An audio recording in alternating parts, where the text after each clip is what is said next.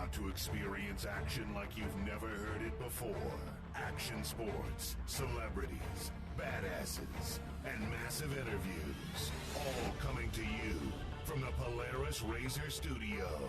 This is Jim Beaver's Project Action, exclusively on Podcast One. Welcome to Project Action on Podcast One. I'm your host, Jim Beaver, and today we've got a special guest, a little bit of throwback episode. This one back over the holidays last year. Some of you may have missed it. I, myself, am heading out. It's been crazy. A couple of races in a couple of weeks. I'm all over the Southwest, taking my Polaris Razor through some of the toughest, most brutal desert terrain, which means Project Action. You guys are getting some of the best of hits from the past year. And today, my good friend and guest, Ashley Kidd, the greatest female wake surfer of all time. Yes, I don't say that lightly. She is a badass. She is the GOAT. She is on the show here in a best of from the holidays. You may have missed it over Christmas break. Thought it was time to re-air this one with Miss Ashley Kidd. Known her for a long time and stoked to have her back on the show. So, yes, you're going to enjoy this one with Ashley Kidd. If you are tuning in for the first time and you've missed us, please go to Apple Podcasts, hit the subscribe button, and please leave a rating or review. Also on Spotify and Podcast One. I am at Jim Beaver 15 on social media, and I've got another show called the Down and Dirty Radio Show that's all about motorsports, and you can catch that show as well anywhere you get podcasts. And also, we are nationally syndicated and on SiriusXM Channel 217 on Saturdays and Sundays. So, yeah, now that formalities are out of the way, got to tell you about a couple of our amazing partners right here on Project Action. And you know what? Do you own or rent your home? Well, I'm sure you do. And you know what? It's hard work. But you know what's easy? Bundling policies with Geico. Geico makes it easy to bundle your homeowners or renters insurance along with your auto policy. It's a good thing, too, because you already have so much to do around your home. Go to geico.com, get a quote, see how much you could save. It's Geico easy. Visit geico.com today. That's geico.com.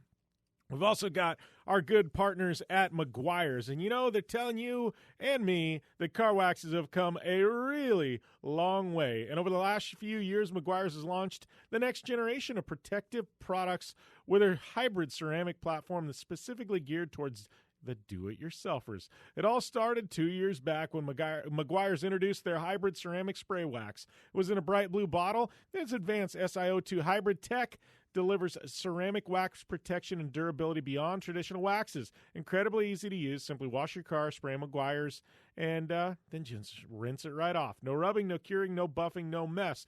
It provides extreme water-beating action, and it's been flying off the shelves. Then last year, Meguiar's decided, some prefer a more traditional style of application. So Meguiar's launched their liquid version, the Meguiar's Hybrid Ceramic Liquid Wax. It's got a long-lasting ceramic protection and an easy-to-use wax. Seals the paint for a long-lasting protection against the elements, delivers extreme water-beating action. It's easy to use and applies like a traditional liquid wax with no wax residue. Meguiar's also launched their hybrid ceramic spray detailer for in-between boosted maintenance. It removes contaminants like dust, fingerprints, and those evil bird droppings. It boosts gloss, enhances protection, and also contains SiO2 hybrid ceramic protection. Achieve a just wash look by gently removing fresh contaminants between regular washes before they have a chance to bond. And this year, stepping it up even again, they expanded the line to include Meguiar's new hybrid ceramic wash and wax.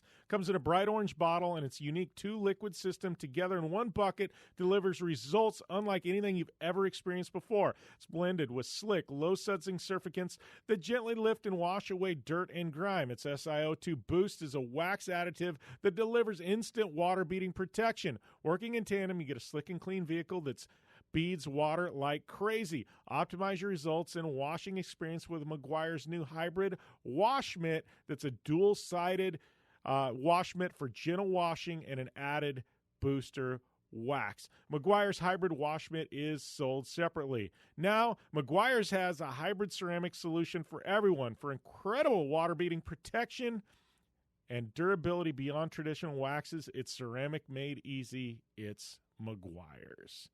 And yes, Meguiar's and Geico, good partners in the show. And with that, I think you guys are ready for an amazing interview with Ashley Kidd. I'd like to welcome my next guest to the show this week, my good friend. I was actually looking, Ashley. By the way, it's Ashley Kidd on the line. I just jump right into things. But I was looking back. I was like, I think our first time we did an interview was back in like 2014, 2015, something like that. For some odd reason, in the back of my mind, I remember like you had 7,500 Instagram followers at the time. So we're talking way back, Ashley. Yeah, that was a while back. I think at a competition in Arizona, you stopped by, and yeah, it was a while back. Yeah, well, definitely grown the Instagram since then. Yeah, well, that was actually here in Parker because that's my hometown, and I remember at the time, like you and I shared a lighting sponsor, and they helped you on the boat side, and then me on the racing side, and somehow we got connected through them or something, and pretty sure you probably won that contest, just like you pretty much win everything these days. Well, thank you. So yeah, I can't even remember. Yeah, right. It's almost like me with racing. Like I've done so many races and I do so many, like I was looking back at my career and I've done like a few hundred races at this point. And like with you and wake surf competitions, it's got to be the same. Like somebody will bring something up and it's just like they all kind of got to blur together, right? Exactly, they do. I'm like, gosh, what? I don't even remember what years I've won nationals or worlds anymore. I like have to sit down and think about it because I've been competing for so long. So it all blends together. Yeah, and I tell everybody, and sometimes I'll forget to update it for like a year or two, and then it gets hard. But I tell anybody that's a professional athlete, or even if it's just getting started out, start logging like every last competition you go to. It doesn't matter how small. Literally just keep an ongoing list on your computer, and every time you do one, hey, I got 20th place at this. Hey, I got first at this. And exactly. Because 10, 15 Such a years. good idea. Yeah, 10, 15 years goes by and you forget everything, and it's just like. You do. Yeah, I actually have a list of all the events I've done on my website, and I know I hadn't updated it in a while, so I was having to like go back a year or two, and I was like, wow, I don't even remember which events they were. But yeah, that's such a good idea to just write it all down. Yeah, that's it. You would think you would remember those things, but it just blurs. Yeah, which I guess. When something does stick out and you do remember it, it was like an epic moment, right? Because I know, like, there's got to be times in your career now. Because what have you been doing this, like a decade now? I know. Well, you've won like 9 U.S. titles, right? So what is about a decade, or was it late, like 2009, 10? Did you get your start? So I learned how to wake surf in 2009 and started competing in 2010. So it's been a while. I feel like too, obviously you're the elite of the elite now, but do you feel like when you got started, like wake surfing was still very much in its infancy? Like wakeboarding was huge at that time. Oh, yeah. You know what I mean? But wake surfing was... When I started, it was definitely like people on the lake were like, what is this person doing? Why is their boat leaning over? Because back then you had all the fat sacks filled with water on one side of the boat to make the boat lean, and like boats weren't made for wake surfing back then like they are now. So it was definitely a rare sight to see somebody riding wake surfing. And it is funny because there was 3 or 4 years where I was really heavy into wakeboarding, and then I was in college and it just got tougher and tougher to be on the water and things like that. But we're talking early 2000s, and boat technology has come a long way because I remember like, holy crap, the amount of water and ballast tanks and water sacks and stuff like that we had in the back of the boat to get it. I mean, it was crude. Like you said, like it was like, yep. Boat tech is so vastly different nowadays. Oh, it is insane now. You just press a button and everything's ready to go. The boat's not leaning anymore for wake surfing. It's level. The waves are like twice the size or 3 times the size they used to be. It's so crazy because now you see like little kids who have started wake surfing who are just doing like amazing, but they've had like the best, they've started with like good waves behind the boat and like all the good technology. So it's cool to see where the sport's going. Yeah, and what's kind of funny about that is like I surf, in real life too. real life. I don't know. That's weird. In real life. I actually surf on the ocean. Let's put it that way. But like I'll be in the waves sometimes, and I'll be like, these suck. Like, give me a boat, right? Like, because the boat is so much better than some of the stuff you get out in the ocean. It's like, Yeah. I surf in the ocean as well, and sometimes I get really frustrated out there because I'm like, finally got a wave, and now it's gone. Wake surfing, you just go forever.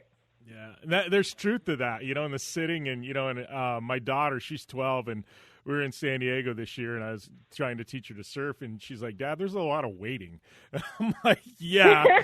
And then there is a lot of waiting. Yeah, and I'm like, well, the wake surfing, I have that. It's just, it's just get and go. And I know it's kind of like me. I've really got into cable park riding the last couple of years. I can't wakeboard much anymore because of my knees, so I do a lot of wake skating. But I tell you what, cable parks, from when I first started learning to wakeboard, and there was the only option was a boat, it's so nice to learn tricks at a cable park because, like, you fall down and 5 seconds later you're back up. And I feel like wake surfing's kind of that way. Like, you can learn tricks, you fall. Like, if you're trying to learn them in the ocean, you fall, and it's like you got to, paddle back out, turn around. Like, there's like yes, much longer process. Yeah. So that being said, I mean, let's talk a little bit because it's been a long time since I've had you on the show, probably 3 or 4 years, I think.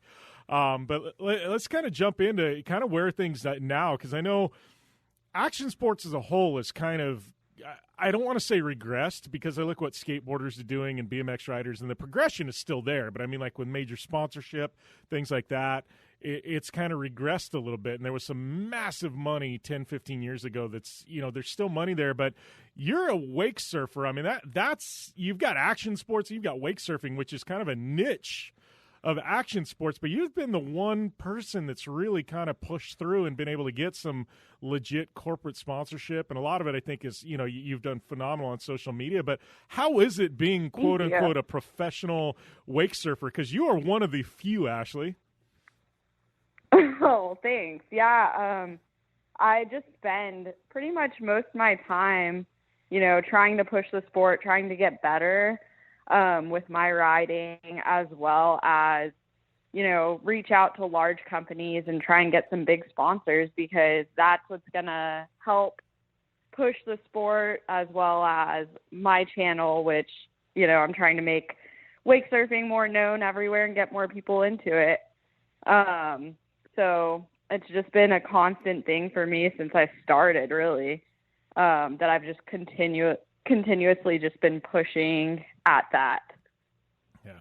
Well, that being said, I mean, how, wake surfing, correct me if I'm wrong, but there's no major TV packages or anything like that. I'm sure there's some live streaming and things like that go. There's not. There actually isn't. So, so for a company to come in and be like, all right, we're going to give Ashley X amount of dollars or something like that, like, they're going to rely on your social, because it's not like somebody can tune in on ESPN and watch you just shred behind a boat, right? So all of it falls on your shoulders to turn around and, show the world what you're doing, Exactly. It's all through social media. So that is definitely one of the different things with wake surfing than other sports. No, it's not, on TV, and the events aren't like massive, huge events where thousands and thousands of people go to. So it's all relies on social media and, all of that in the boating industry, and just, yeah, crazy. What's crazy to me, though, is because we're talking about this in wake surfing, I'm looking at it going, and I'm fortunate I live on the river here in Parker. So, I've got access to boats and things like that. And I go up to Minnesota a lot, and, and I've got access to boats and water up there. And like, I'm around it. But, the crazy thing is I look down the list and I can tell you, race car drivers, action sports athletes, like, everyone loves wake surfing. Like, there's not one person that doesn't like it. Yeah. And I'm looking at it going, how is this? I've definitely noticed that. Yeah. How is this not 10 times bigger? 3 years, like, even like singers, actors, whatever it is, like, everybody has started wake surfing, which is so cool to see that, like, the sport that I love and have been doing for so long, like, is becoming that well known. Yeah, well, and I see that, and I go, how is this not bigger? Because everything is there. I mean, you got amazing personalities like you. You've got, I mean, what you do behind a boat is just insane, you know, like, and you've got all these mainstream people who love doing it. And I'm like, how is this not all of a sudden got a TV package? I mean, we got some horrible stuff on television nowadays. Like, how is this not jumped up there, you know? Like, it's crazy, you know? I know. I think it will one of these days. It's just the process of it growing. It's slow, but it's getting there. Yeah, I mean, you've got to be reached out by some insane people. I mean, your social following, I know, congrats, you just clipped 100,000 followers on Instagram, I think, here, a month or two back? Thank you. Yeah, and it's crazy because once it hit the 100,000 mark, it seems like it's just growing way quicker now. I think I'm at like 112,000 now. Oh, wow. But for a while there, it seemed like pretty stagnant. Like I would get, a couple every now and then. But ever since it hit the 100, it's been growing fast. So makes me happy. Yeah. You know what's funny about Instagram? And I don't, there's all kinds of algorithms and stuff like that. But I feel like mine does that too. Like for the longest time, I was in the 40s and I was like 44, 45. And then all of a sudden, within 2 months, it jumped up into the 50s. And then then for a month or two, nothing happened. And now I'm in the 60s, and I feel like it just like crazy. I get these weird gaps where it's like Instagram goes on fire and I get all this growth. And then all of a sudden it's like, pump the brakes. All right. We're going to. And then it goes away completely. Yeah, same thing when I post certain things. Sometimes I'll post a video and I'm like, wow, this is so cool, like such a cool edit. And it does it's like decent. And then I'll post something that's like, should I even post this? Like, it's not that cool. Does amazing. Like, okay, just never know what you're going to get. Well, and your following is kind of really rad because you've always it's an organic following. Like people are following you because they want to see the wake surfing. They want to see what you're doing behind the boat. And I think you've presented yourself in that way where, where people, it's such an organic following that, that really truly is invested in what you're doing behind the boat. And I think that's what's really tough for athletes to get, because people follow them for various different reasons, but your following, is by and large, they want to see what the hell you're doing behind the boat, Right. Yeah, I try and just stick to a bunch of wake surfing on my page. Wake surfing, I think I might start getting into posting a little bit more of like my workouts and what I eat because I've had a lot of people asking me about that. And now that it's winter time pretty much here in Texas, which can be cold some days and then warm the other days. But so I might start posting a little more of that. But yeah, definitely a majority of my page is all wake surfing. Yeah. Well, in talking about, that, let's jump into the fitness side, because I never really even thought about that I know real surfing because I've spent a ton of time in the water. I mean, it's crazy the amount of swimming and paddling and things like that. Like I can go out and surf for 45 minutes and be whooped at the end of it, Oh yeah. Wake surfing. I mean, there's a lot of that. Definitely one of the best workouts. Yeah. Fall, swim, get your board, get back up. There's a lot of different muscles and things like that you're using. And I'm sure a session of yours, you're probably in the water for a few hours, right? A day? I'll usually wake surf for about an hour and then sometimes take a break and ride again. But usually after an hour, since it is so constant, like we were talking about, I'm usually exhausted, and especially if I'm trying new tricks because then it is like, fall, get your board, the boat's already there. So then you get up again and try again. So definitely gets tiring. Yeah. Well, I know you've been doing some stuff too. Like you've played around in some wave pools in that, right? I mean, and obviously it's not behind a boat, but and that's kind of, I guess, would simulate real surfing. I don't want to say real surfing because you know what I mean, like ocean surfing. But yeah, ocean surfing. It's crazy because, BSR surf park's like about an hour from my house. So I've been there a couple times. It definitely it's different than surfing in the ocean, way different than wake surfing. But yeah, I would say it is definitely more similar to ocean surfing, but still has a different feel to it. Yeah. And does something like that or ocean surfing, is there a lot of carryover? Can you take your wake surfing tricks, apply them to the waves, or can you learn something on the waves and then apply them to wake surfing? I mean, I've always viewed wake surfing as more like being at a skate park. You know what I mean? Because you know what I mean? Exactly. You know, is there any Yeah, crossover? actually, I get asked that question a lot. If I'm like as good at surfing in the ocean as I am at wake surfing, I'm like, no way. I can surf in the ocean, but as far as my tricks go, I haven't had the time to be out, surfing in the ocean long enough to even figure out how to transfer the tricks over. But I do look at wake surfing as more of like a technical sport. So it'd be like a little bit more like skateboarding and almost even snowboarding. But it's weird. You would think it would be super similar to surfing, but it's really very different. Yeah, no. And I think that, surfing does help. I mean, anything you do on any type of board is going to somewhat give you a whole new perspective for what, I can go snowboard for like a week and come home and wake surf, and I feel like I have a whole new like perspective and understanding. Yeah. How about skateboarding? You skate at all? I got to think some of like the shove-its and stuff you do, wake surfing. I mean, if you try it on a skateboard to really kind of do that at all? I actually don't. My brother has tried getting me to skateboard forever. But I gave it about a month one time where I tried, but it never really clicked with me because, I didn't feel as confident trying things when you're falling on concrete as water. So, yeah, it didn't stick with me.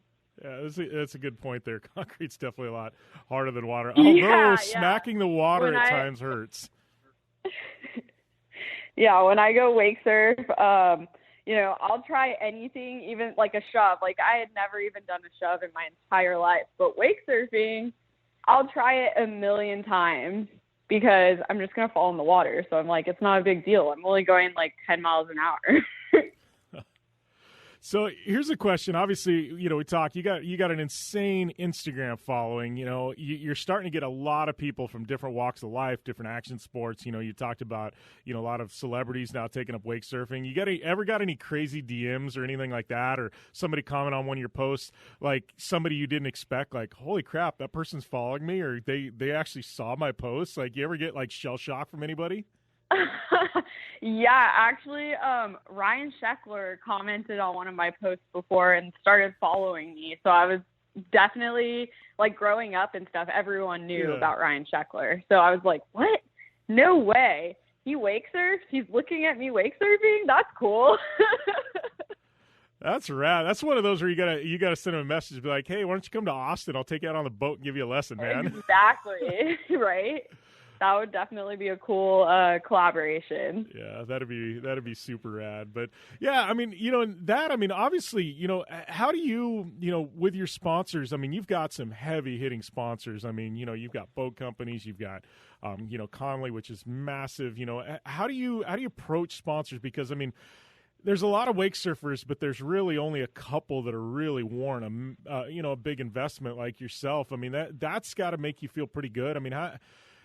But I got to think you probably got a lot of options too, right? But I know, even with like Centurion, you've been with them for years. You're very loyal with your partners and things like that. I mean, how do you approach that? I mean, they've got, obviously you're top female wake surfer in the world, right? I mean, you've got, they've got to have a legit stake in the game with you.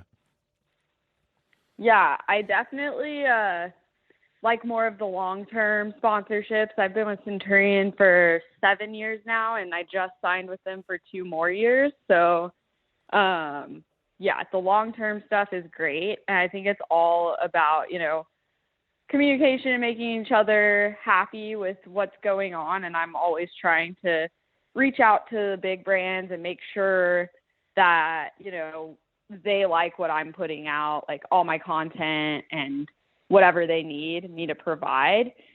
So I think that that's one thing that's really helped is just making sure that I'm on top of everything that I do, and not put anything off. I'm just always like trying to get more content, trying to, grow my channel and their channels and their brands. Yeah, well, you're definitely doing a hell of a job. So, hey, how is this year? I mean, obviously, all of us, I know in the racing world, action sports world, everybody's been affected. I mean, I'm sure you had a lot of event cancellations. Maybe wake surfing a little bit different, Oh, yeah. just because you don't have like the massive, 50,000 people show up to watch you guys on a lake or something. But how was your season affected this year? Oh, everything was super weird at first when all the COVID stuff first started happening. Events just kept getting canceled. Like, I had everything booked for my first event of the season, and everything, like, all the businesses around here started closing. So I was like, no way. There's no way my season's going to get canceled. And then everything got canceled. And then they figured out, okay, well, we'll do some online events. So I actually had like 5 or 6 online competitions. So basically you would submit a video of you riding for 45 seconds, and it had to start off with the date, and you could only submit between certain time frames. So that was kind of cool because you could try your best wake surf run as many times as you wanted. So that was like, you could submit the best you could ride. Nice. Basically. And then towards the end of the season, like September, October, I actually ended up having nationals and worlds in person. So that was cool that those ended up happening. But, it definitely wasn't the same as normal. The judges weren't like on the boats like they normally are. It was like a video camera on the boat, and then they still judged off of video, but we were all there in person to wake surf. Nice. Well, I guess that's got to have you excited for this next year to get back to actually normal competitions, right? Yeah. I mean, as of right now, they actually put the schedule out for next year, and I think we still have quite a bit of online events. Worlds is going to be in person again, and they said there might be more in-person events, but as of right now, they put out all online events again. So we'll see what happens. Yeah. But either way, I'm just happy that it's still going on somewhat, because it's still like I'm still competing, so it didn't get taken away completely. Yeah, it's kind of cool the way they did that and kind of innovated and allowed you guys. And I guess you're really fortunate that, I guess, the term social distancing, you being out on a boat in the middle of the lake, I mean, it's about as distant as you can get, right? So as long as you got a camera, you can still produce content. So yeah, I teach quite a bit of wake surf lessons, so all of that stuff's still been going on. So luckily, the boating industry, in the beginning it was affected, but then in the end ended up being one of the busiest seasons. Yeah. How's the sport, obviously COVID aside, how's it doing? I know for a while you were doing a lot of international travel and doing some events overseas and things like that. How's the sport doing in places outside of the U.S.? Oh yeah. It is growing like crazy. Places where I didn't even think people wake surfed, pretty much all over the world, everyone's wake surfing. Definitely growing a lot in Asia and Europe. So it's cool to see everybody out there wake surfing nowadays. Yeah. And what do you think, like, because I got my, you want to go back to the beginning, first time I was behind a boat was on a surfboard. Like we're talking way back. Oh my God. Yeah. Like I surfed way back when. So I don't want to age myself, but I turned 40 this month, but yeah. So actually somebody at the river here about a year ago had one. I looked at it. I'm like, oh man, this is a throwback from the mid 80s.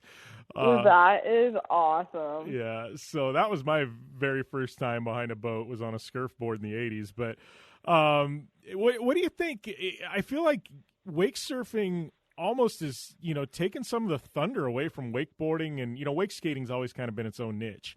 But I feel like, it's taken some of the thunder away. Like, that used to be the gateway, wakeboarding, stuff like that. But I feel like now everybody I know is kind of opting for the wake surfboard instead of the wakeboard now. Oh, yeah. Yeah, pretty much. That's been what's driving the industry for sure. And that's kind of what's selling boats nowadays, because everyone in the whole family can wake surf. So it doesn't matter how old you are or how young you are, like, you're not going to get hurt wake surfing, whereas wakeboarding takes like a certain amount of, commitment and, trying tricks, and wake surfing is a lot easier on your body. So I think that's what's been really, blowing up the sport, is that the entire family can do it. Yeah. Well, and, truthfully, there's not the consequences aren't as bad. You, like we said, you crash on a wakeboard, and I had to stop just because my knees couldn't handle it anymore. And that's why I went to wake skating and doing a little wake surfing. But that's kind of the reason why I did that. But I feel like it's, the consequences aren't as bad. Doesn't mean the skill isn't, just as hard. It just, it's just a little easier on the body, Oh, yeah. Yeah. I used to wakeboard before I wake surfed. And I know personally was afraid to try any crazy tricks. So I wasn't ever going to really progress in that sport, because I was like, nope, I don't want to crash. Nope, don't want to do it. And then when I tried wake surfing, oh, this is definitely not as scary. So that helped with me being able to progress in the sport. Yeah. Well, yeah, it's a little intimidating when you go out on a wakeboard and you're behind a boat and you have to make a hard cut and you're looking at this wall of water and you hit it and it just catapults you there. Oh, yeah. It's intimidating, Have you tried wakeboarding after you're wake surfing for a while? Because now it's even more intimidating. No, I know. That. I got out wakeboarding. I was like, it feels so fast. This is so weird now. Well, and I've still got the wakeboard, and I'll pull it out every once in a while. And when I do, I'm a wuss now. I can't do those hard cuts and just hit the wake and jump. And I'm like, how did I used to do that? Because my mind just isn't wired that way anymore. I legitimately can't just do it. I can't. I look at it and I'm like, how did I do that? Because my body won't allow me to make that cut and hit that wall of water, So it's I'm just kind of cruising back and forth now. Might do a little 180 here and there, but there's no excitement in my wakeboard runs anymore. So I just know I want to go somewhere to snowboard. That's about it. That's about it.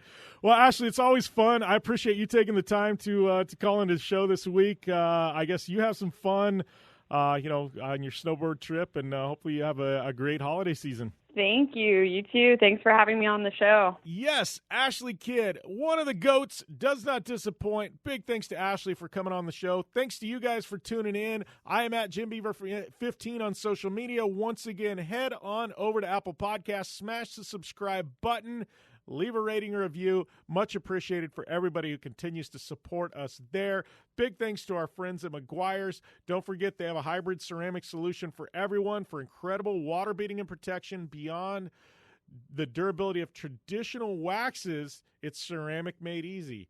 It's Meguiar's. And don't forget, if you own or rent your home, you know what? We all know it's hard work, but bundling policies with Geico isn't. Geico makes it easy to bundle your homeowners or renters insurance along with your auto policy. It's a good thing, too, because you already have so much to do around your home. Go to geico.com, get a quote, see how much you could save. It's Geico easy. Visit geico.com today. That's geico.com. And with that, I am going to sign off, but don't forget, next week we got an epic guest right here, one of the biggest up-and-coming stars in country music, actually music in general. He's got a little bit of rock and roll, rap, country feel, but Tim Montana, my good friend, just dropped an album. He is going viral, and he is a badass, and he is right here on Project Action. You don't want to miss that one, and that is right here at your home of all things awesome, Project Action on Podcast One.